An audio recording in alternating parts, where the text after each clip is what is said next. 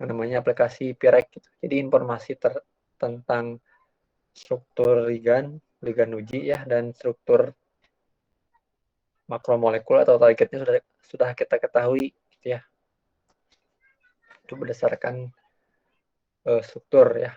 Menggunakan softwarenya Pirec namanya. Software ini gratis gitu ya. Saya rasa cukup ringan gitu dijalankan. Ya, sebelum kita masuk ke Pirec, kita harus siapkan dulu nih sebuah folder kita berisi file protein dan ligand gitu, yang nantinya output hasil kerjanya ada di folder tersebut gitu. Untuk proteinnya kita gunakan saja yang kemarin kalian lakukan di homologi modeling. Nah, itu saja yang kita gunakan ya. Kalian download di sana .pdb ya. Nah, sebelum dimasukkan atau input di Pirec-nya, kalian lakukan preparasi dahulu ya. Nanti kalian pisahkan ligand alaminya. Caranya sudahkannya di modul hacking gitu ya, di Autodoc. Cara misalkan ligand dari protein gitu. Nah, jadi protein yang saya gunakan di sini sudah tanpa ligand alaminya gitu. Ya.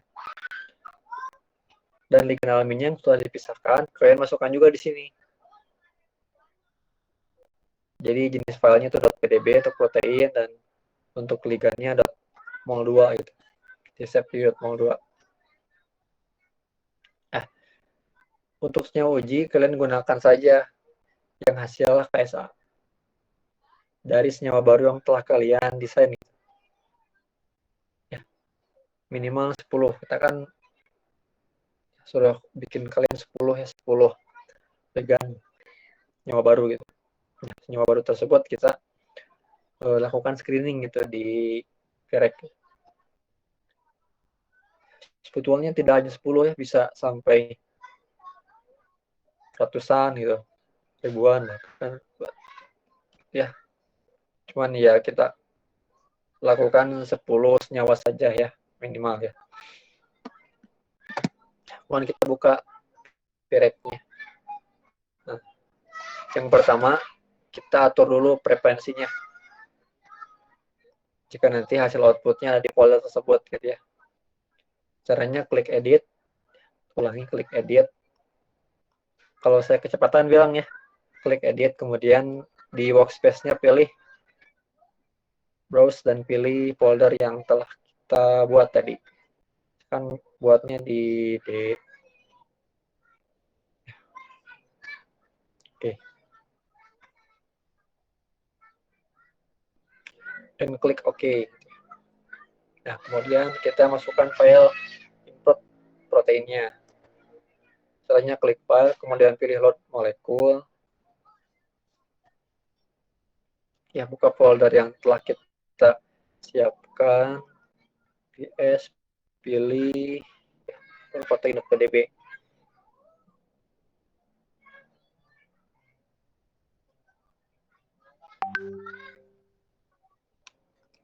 Kemudian kita klik file proteinnya, pilih Autodoc, pilih makromolekul. Kan kita buat sebagai makromolekul, memang makromolekul ya. Nanti untuk ligandnya kita buat ligand gitu ya. Input sebagai ligand. Ini input sebagai protein molekul.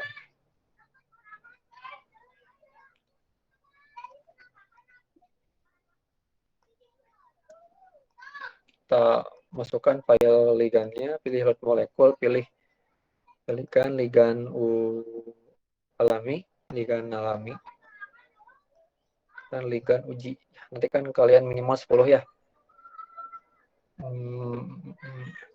Di sini saya contohnya hanya satu saja ya, biar cepat. Ligand alami ya, dari ligand uji. Ligandnya klik kanan, kemudian pilih Autodoc, pilih ligand.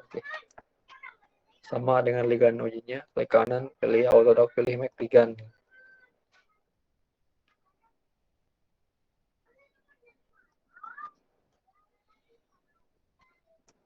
Nah, kemudian jika sudah seperti ini ya, kita klik foldernya, double klik ya, sudah terinput gitu, ya dimasukkan ke Piripnya.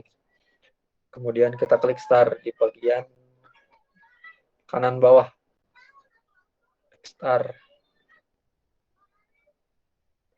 Kita klik proteinnya, keterangannya ya, directory folder proteinnya, kemudian nama protein selected, artinya ya protein sudah terpilih gitu.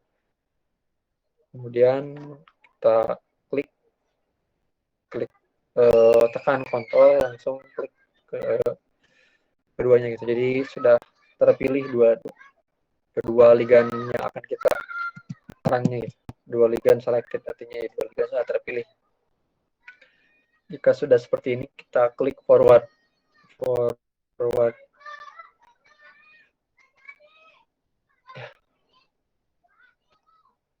Nanti kan di sini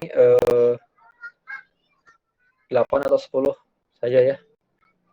Saya akan rubah biar cepat gitu. Jadi 4. Kemudian space gridnya kita atur maximize gitu ya, sebesar ukuran protein gitu. Namanya juga screening gitu kan, kita kan mencari screening. Kemudian kita klik forward.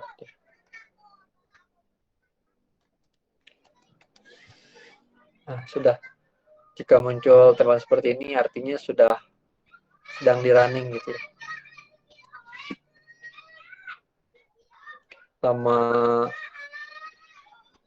Lama waktu runningnya tergantung dari spek PC kalian ya. Semakin tinggi ya spesifikasinya, berarti semakin cepat proses. Sampai sini ada yang mau ditanyakan?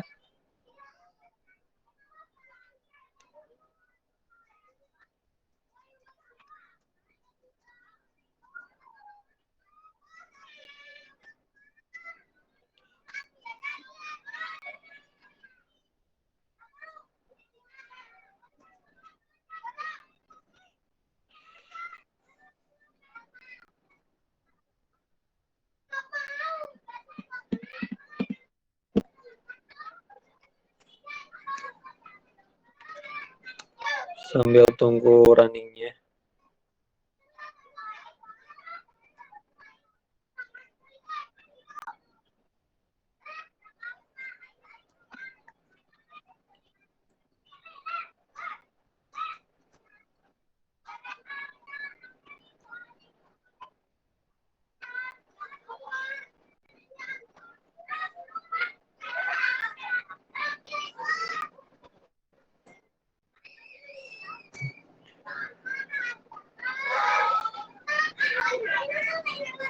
Jika ada yang mau diskusi tentang praktikum minggu lalu, silahkan gitu.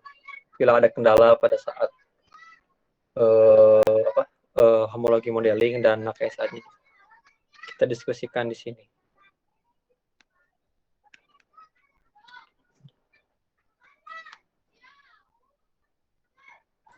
Kang, izin bertanya. Ya, silakan.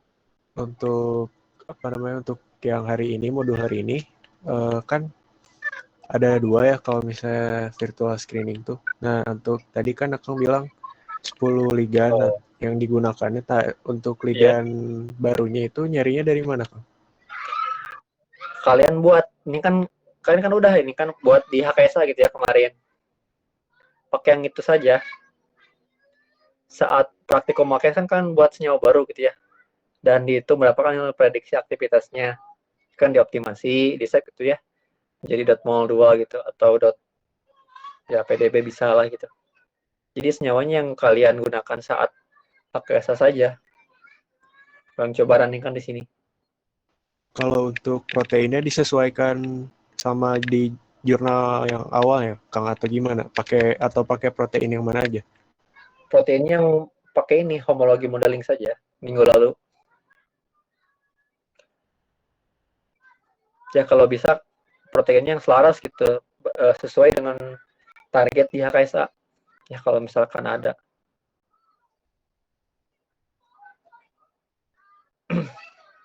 Jadi saling berkesinambungan gitu. Kalian cari jurnal KSA, di homologi modeling kalian cari protein yang mirip di HKSA, yang menjadi target di HKSA ya.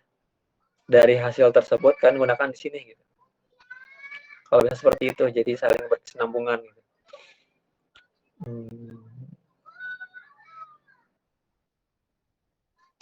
Baik, Kang. Ya, ada lagi?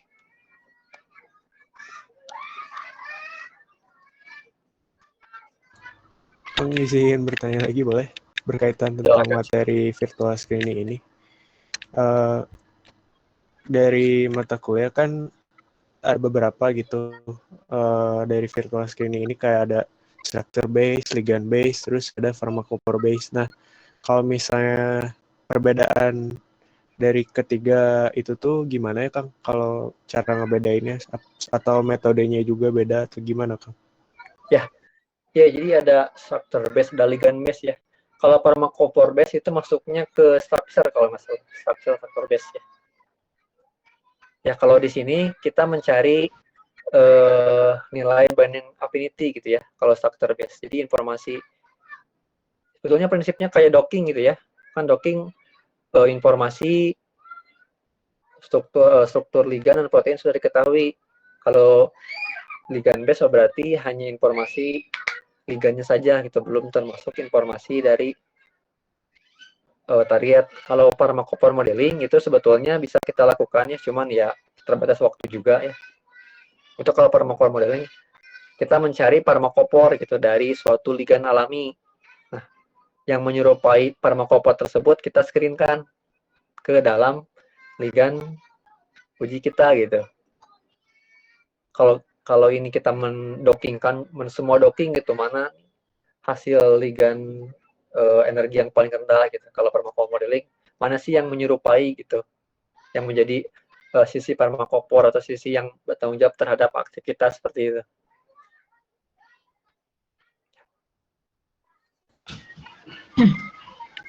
Ya, mungkin nambahin dikit ya. Kalau yang tadi memang secara umum virtual screening tadi di kuliah kan kalian belajar mandiri ya. Jadi memang di virtual screening itu secara umum sih ada ligand based dan ada structure based gitu ya. Atau kalau istilah lainnya structure based itu target based gitu ya. Jadi berdasarkan target. Jadi yang dimaksud di sini structure itu structure dari protein targetnya. Gitu ya. Sebenarnya sama kayak prinsip CADD, ada LBDD, ada SBDD gitu ya. Bukan itu hanya didasarkan pada apakah kita mendasarkannya berdasarkan data ligannya atau data protein targetnya. Gitu. Itu pun prinsip dalam virtual screeningnya. Kalau tadi yang disebutkan pharmacophore modeling itu benar. Jadi kita membangun berdasarkan model, jadi kita mencari calon-calon senyawa itu berdasarkan kemiripan farmakopornya. Gitu ada farmakopor yang dihasilkan. Nah, farmakopor modeling itu sebenarnya bisa structure based, bisa ligand based. Jadi kalau Anda mau men-screening senyawa, sekelompok senyawa dengan menggunakan farmakopor modeling ligand based, berarti si model farmakopornya itu dibangun berdasarkan ligand. Jadi Anda punya senyawa ligand itu berarti senyawa yang sudah diketahui aktif. Misalkan ya, senyawa sudah diketahui aktif, ada senyawa ABC gitu ya. Nah, itu dari situ kita coba munculkan kira-kira model farmakopornya seperti apa. Nah, ini dijadikan sebagai kayak cetakan gitu ya untuk men-screening senyawa-senyawa yang baru. Nah, kalau itu kalau yang ligand base-nya. Tapi kalau farmakopor modelingnya mau structure base, jadi kita bangun model farmakopornya itu dari struktur proteinnya, protein target. Jadi protein target kita lihat dari suatu protein target yang biasanya sama yang sudah berikatan dengan ligan alaminya. Dengan ligan alami itu artinya senyawa yang memang sudah aktifnya di situ. Nah, kita pelajari. Jadi dari interaksi antara ligan alami dengan target itu, dengan struktur targetnya itu mana sih yang menjadi farmakopornya atau bagian-bagian dari suatu ligan yang menentukan aktivitas mereka berikatan gitu. Ya, itu prinsipnya. Jadi farmakopor itu bisa ligand base, bisa structure base. Tergantung ketersediaan data yang ada. Gitu ya. Kalau emang datanya hanya ada diketahui ligandnya, misalkan kayak sekarang mau model SGLT2 inhibitor, misalkan Anda mencari itu SGLT2 inhibitor itu kalau nggak salah struktur 3 dimensi protein targetnya belum ada di PDB misalkan. Nah, tapi Anda sudah tahu nih ada senyawa aktifnya, sudah diketahui aktif, ada kanagliflosin, ada empagliflosin. Nah, itu berarti Anda bisa membangun model farmakopor dari ligand tersebut. Maka model farmakopornya adalah ligand base. Jadi kalau nanti sudah diketahui ada protein target dari SGLT2 yang berikatan dengan ligandnya, nah itu berarti bisa dibangun model yang structure base. Itu anak siapa, Rian, teriak-teriak? Tetangga. Rian itu kayaknya nerima penitipan anak.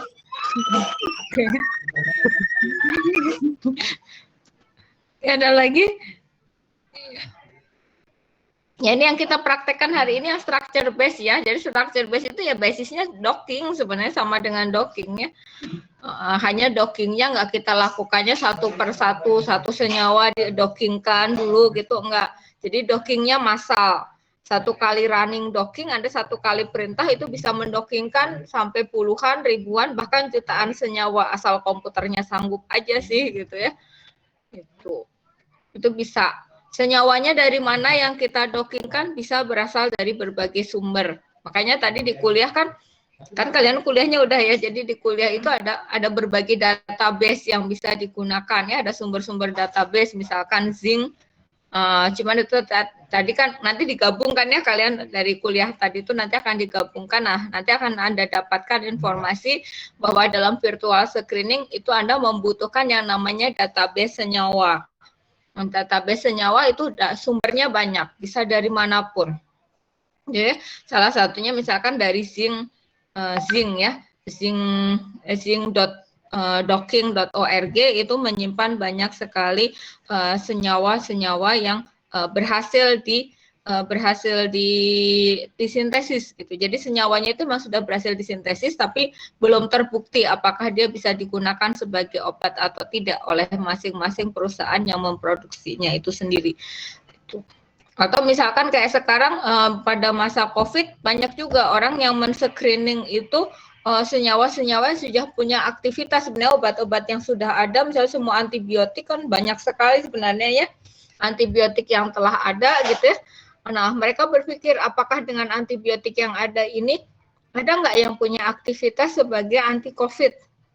Nah, mereka lakukan screening terhadap target anti COVID-nya. Misalkan target anti COVID itu misalkan main protease gitu ya, di screening terhadap main protease.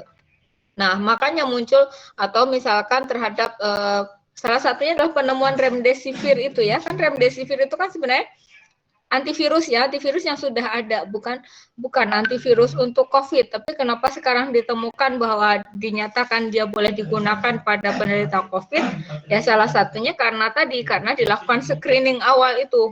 Orang berpikir, oh COVID itu kan disebabkan oleh virus, kenapa nggak kita coba adakah dari antivirus yang sudah ada yang bisa digunakan dalam terapi COVID. Mereka lakukan screening awal, kemudian ketika dari screening awal secara virtual seperti ini, sebenarnya awalnya sama secara virtual gitu. Terus ketika secara virtual sudah ada diperoleh beberapa hasil, dilanjutkan lagi, diuji secara in vitro, diuji secara in vivo gitu, dan akhirnya dicoba pada manusia dan akhirnya kan sekarang disetujui ya penggunaannya untuk terapi COVID. Seperti itu. Kurang lebih jadi bayangannya seperti itu ya. Silahkan kalau ada lagi yang mau dibahas.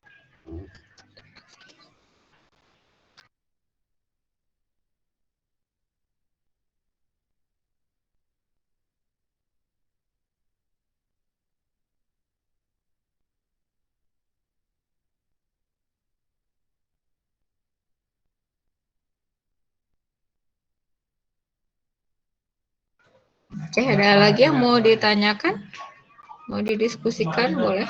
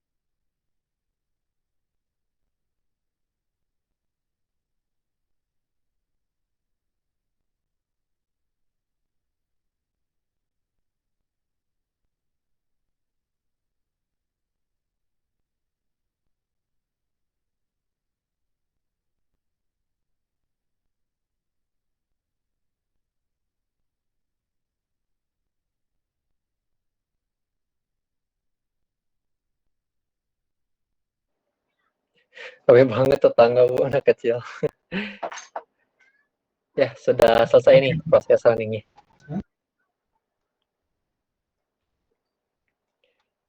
Ya, untuk hasil outputnya kita bisa lihat nih dari binding affinity gitu ya.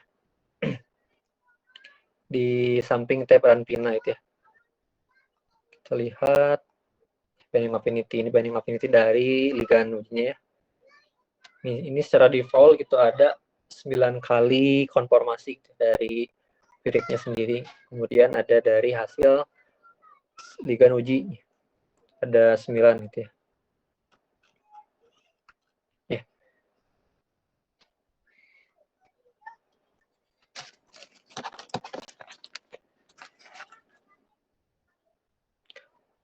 Nah, kemudian selain kita mendapatkan nilai binding affinity ya, yang bisa kita dapat dari software VREC ini, kita bisa lihat interaksinya.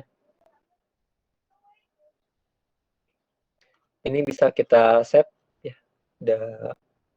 menjadi format CSV ya, caranya di icon ini kita kan save as CSV. Kita save di folder yang telah kita buat.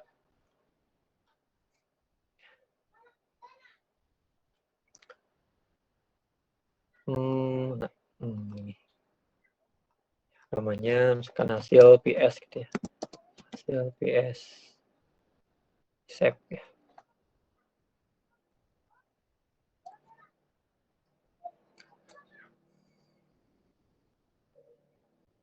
Dan kita close saja.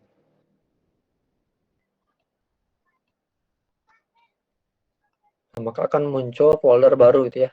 Kan tadinya foldernya belum ada gitu, jadi otomatis akan dibuatkan gitu oleh VREC, akan muncul sendiri. Kita buka yang folder makromolekul, pilih foldernya. Nah, kita akan contohnya akan memvisualisasikan yang ligand alaminya saja. Ini. Sebelumnya kalian klik kanan, kemudian buka open with notepad gitu ya. Karena kalau pertama kali itu kalian belum defaultnya ke notepad itu. Ke notepad.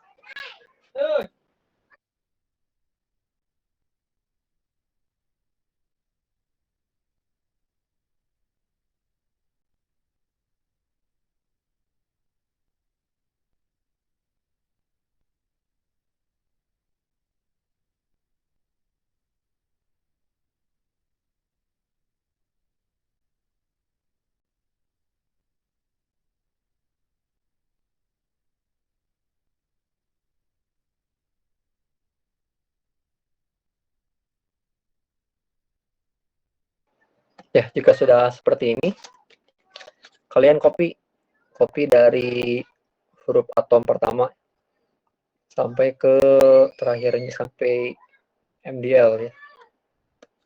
IND MDL, kalian copy ya, klik kanan copy. Kemudian buat folder baru, file new, kemudian paste ya.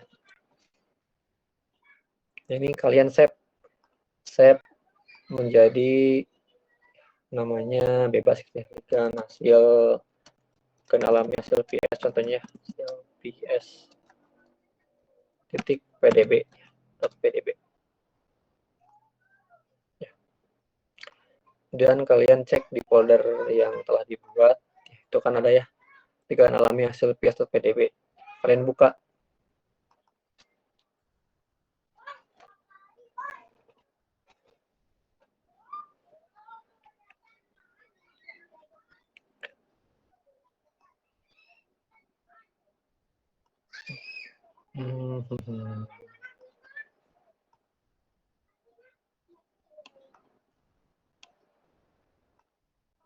Kemudian kalian juga buka nih hasil protein yang dirunningkan gitu di VREC yang tadi digunakan itu. Buka di DSP ya. Jalannya. Kemudian klik di tab ligandnya. Kemudian klik anak panah ini ya, bisa dia klik anak panah ini atau diklik Ctrl H atau hierarki ya. Hierarki tadi sini kalian klik ya hierarki. Kan muncul hierarkinya. Kalian klik di bagian ini, klik copy.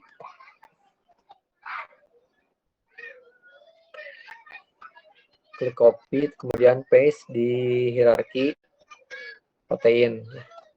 Ya kan akan memasukkan ya struktur ligannya ke dalam struktur protein gitu. Ya. Kan jika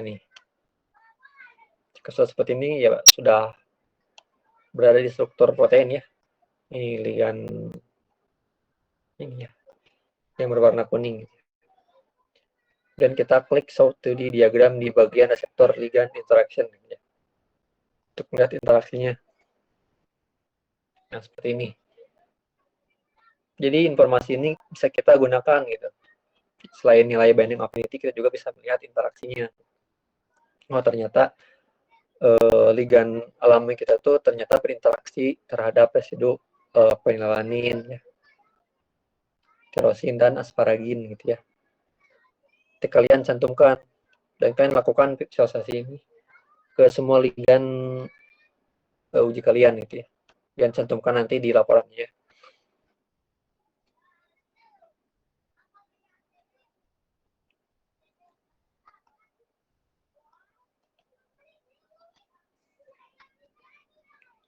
File yang hasil PS juga kita bisa buka di Excel gitu ya, biar lebih mudah gitu mengolah datanya.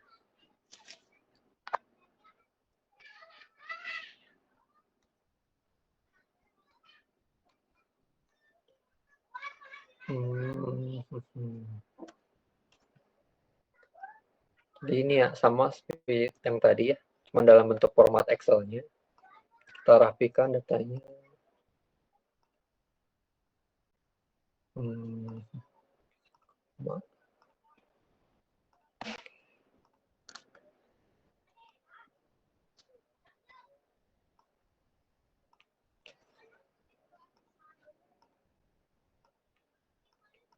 Kita lihat yang binding affinity saja, yang ini abaikan saja, hapus. Ya. Jadi informasi yang kita dapat ya binding affinity dan juga interaksi ya, di software Discovery Studio-nya. Ya nanti kan kalian akan minimal 10 ya, 10 ligan uji kalian, kan udah banyak di sini. Kemudian kalian nanti sortir ya, mana yang paling rendah, kemudian simpulkan, bandingkan dengan ligan alaminya apakah lebih baik atau tidak gitu, dilihat dari nilai banding affinity-nya. Kalian juga bisa dibandingkan dari hasil HKSA berdasarkan perhitungan statistikanya. Ya, apakah ligan yang sama itu lebih baik? Juga misalkan dari nilai HKSA ligan 1 misalkan yang paling baik berdasarkan perhitungan bersamaan HKSA, apakah ligan 1 di sini juga lebih baik atau tidak gitu. Seperti itu ya. Kalian bandingkan dan bahas ya. Sudah sampai sini selesai praktikumnya.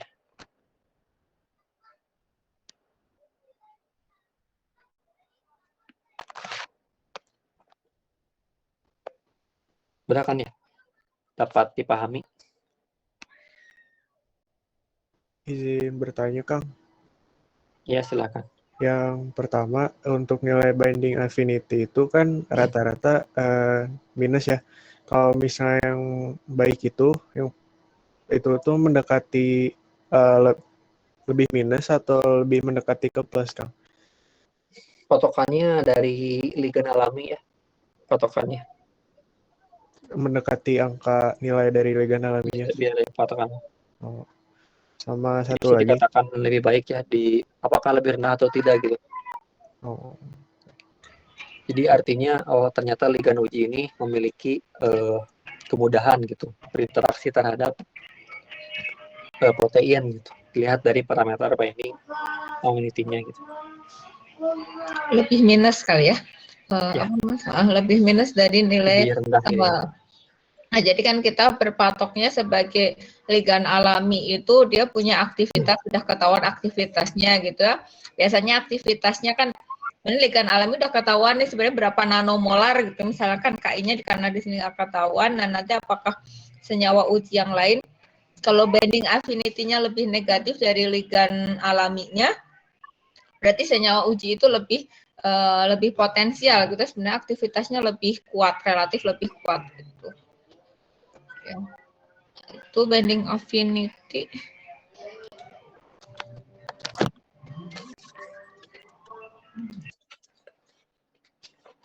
Ada nih.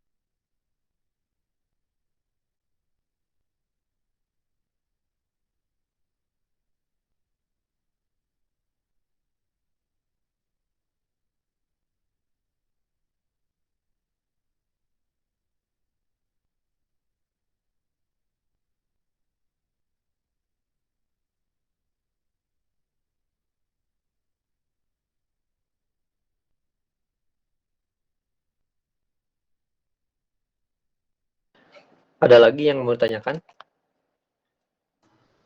Izin bertanya lagi, Kang. Ya, silakan. Kan kalau dari praktikum-praktikum sebelumnya, file PDB untuk protein memang udah ada ligan alaminya, terus kita pisahin.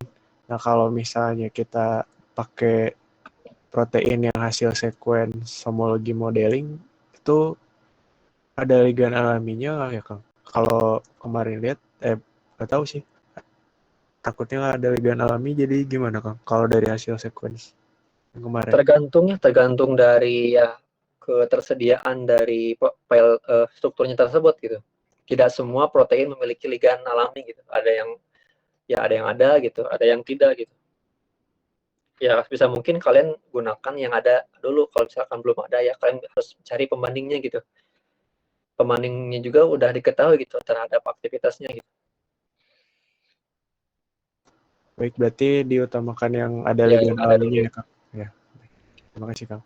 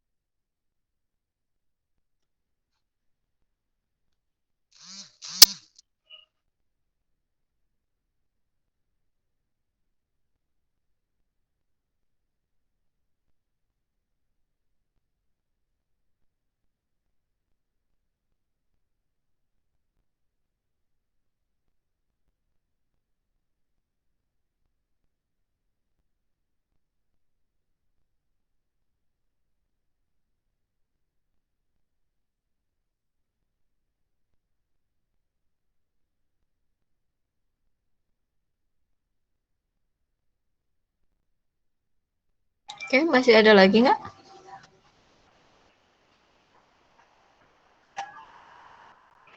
Cukup jelas ya?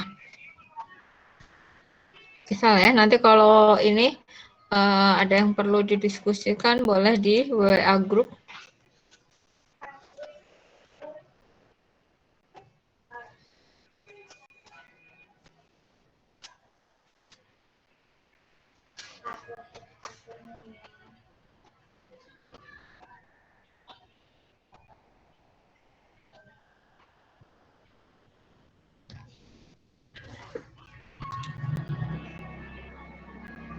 Udah nggak ada yang jawab nih.